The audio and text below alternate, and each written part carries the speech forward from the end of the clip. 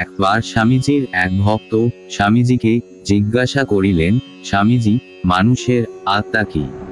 তার উত্তরে স্বামীজি কি বলেছিলেন, তাহলে চলুন দেখি স্বামীজি কি বললেন।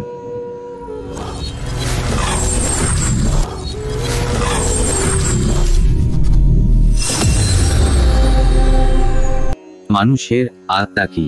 এক সম্প্রদায় বলিত, ঈশ্বর একজন আছেন, ইহা ছাড়া অসংখ্য জীবাত্মা আছে, যাহারা ঈশ্বর হইতে স্বরূপত চিরপৃথক। ইহা দ্বৈতবাদ, এটা প্রাচীন অপরিণত ভাব। অন্য এক সম্প্রদায় উত্তরে বলিত, জীবাত্মা অনন্ত পরমেশ্বরের অংশ। যেমন এই দেহ স্বয়ং একটি ক্ষুদ্র জগৎ, এবং ইহার পশ্চাতে আছে মন বা চিন্তা, এবং ইহারও পশ্চাতে আছেন আত্মা। তেমনি সমগ্র জগৎ একটি শরীর, ইহার পশ্চাতে সর্বজনীন মন, এবং তৎপশ্চাতে বিশ্বজনীন আত্মা।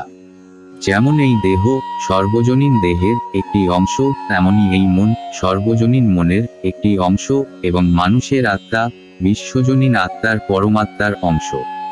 এই মতকে বিশিষ্টা দ্বৈতবাদ বলে।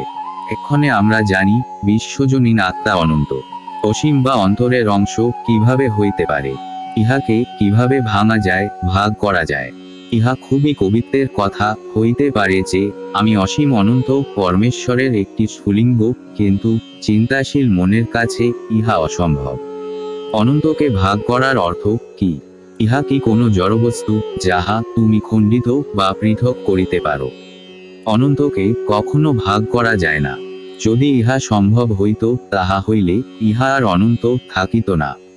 তবে সিদ্ধান্ত কি? সিদ্ধান্ত এই সর্বজনীন আত্মাই তুমি সর্বজনীন আত্মার অংশ নও, সমগ্র। তুমি পরমেশ্বরের সমগ্র। তাহা হইলে এই সকল ভেদ বা বৈষম্য কি? আমরা কোটি কোটি জীবাত্মাকে দেখিতেছি, তাহারা কি? যদিও সূর্য লক্ষ লক্ষ জল বিন্দুতে প্রতিবিম্বিত হয়, প্রতি জলবিন্দুতে সূর্যের সম্পূর্ণ আকৃতি বা ছায়া পড়ে, কিন্তু সেগুলি শুধু ছায়া বা আকৃতি, প্রকৃত সূর্য মাত্র একটি। অতএব আমাদের প্রত্যেকের মধ্যে যে আপাত প্রতীয়মান আত্মা আছেন, তিনি ঈশ্বরের ছায়া বা আকৃতি মাত্র, ইহা ব্যতীত অন্য কিছু নয়। পশ্চাতে যিনি প্রকৃত সত্তা আছেন, তিনি সেই এক ঈশ্বর। আমরা সকলেই সেখানে এক আত্মা রূপে বিশ্বে কেবল একজনই আছেন। সেই আত্মা তোমাতে ও আমাতে মাত্র একটি। সেই এক আত্মা ভিন্ন ভিন্ন দেহে ভিন্ন ভিন্ন আত্মা রূপে প্রতিবিম্বিত, কিন্তু আমরা ইহা জানি না। আমরা মনে করি আমরা পরস্পর পৃথক এবং ঈশ্বর হইতে ভিন্ন, এবং যতদিন আমরা এরূপ ভাবি, ততদিন জগতে দুঃখ থাকিবে। ইহাই মায়া। তারপর দুঃখের অন্য মহৎ কারণ ভয়। কেন একজন আর একজনের অনিষ্ট করে? কারণ তাহার আশঙ্কা সে যথেষ্ট ভোগ করিতে পারিবে না।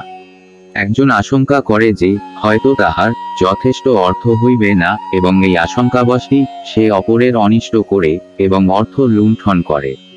যেখানে কেবল এক সত্তা আছে, সেখানে ভয়ের স্থান কোথায়? যদি আমার মাথায় একটি বজ্রপাত হয়, আমি সেই বজ্রপাতের কারণ। আমি একমাত্র সত্তা। যদি প্লেগের আবির্ভাব হয়, আমি সেই প্লেগ।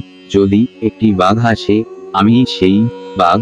যদি মৃত্যু আসে, আমি সেই মৃত্যু। আমি জন্ম ও মৃত্যু দুইই। আমরা দেখিতেছি যে বিশ্বে দুইটি সত্তা আছে। এই ধারণা হইতেই ভয় আসে। পরস্পরকে ভালোবাসো এ কথা প্রচারিত হইতে আমরা সর্বদা শুনিয়া থাকি। কিন্তু কি জন্য সকলকে ভালোবাসবো? আমি প্রত্যেককে ভালোবাসবো কেন? কারণ তাহারা ও আমি এক। আমার ভ্রাতাকে ভালোবাসবো কেন? কারণ সে ও আমি এক। এই একত্ব, এই সমগ্র বিশ্বের অখণ্ডত্বই ভালোবাসার কারণ। পদতল বিহারী ক্ষুদ্রতম কীট হইতে উচ্চতম জীব পর্যন্ত সকলেরই ভিন্ন ভিন্ন শরীর আছে, কিন্তু তাহারা সকলেই এক আত্মা। সকল মুখ দিয়াই তুমি খাও, সকল হাত দিয়াই তুমি কাজ করো, সকল চোখ দিয়াই তুমি দেখো। লক্ষ লক্ষ দেহে তুমি স্বাস্থ্য সুখ উপভোগ করিতেছ, লক্ষ লক্ষ শরীরে তুমি ব্যাধি যন্ত্রণা ভোগ করিতেছ। যখন এই ভাব আসে এবং আমরা ইহা উপলব্ধি করি, দেখি, অনুভব করি, তখনই দুঃখের নিবৃত্তি হইবে এবং সঙ্গে সঙ্গে ভয়ও চলিয়া যাইবে। আমি কিরূপে মরিতে পারি? আমাকে ছাড়া কিছুই নাই। ভয় চলিয়া যায় এবং কেবল তখনই পূর্ণ সুখ ও পূর্ণ প্রেম আসে। সেই অবিনাশী সর্বজনীন সহানুভূতি, সর্বজনীন প্রেম, সর্বজনীন সুখ মানুষকে সর্ববস্তুর উপরে তুলিয়া ধরে।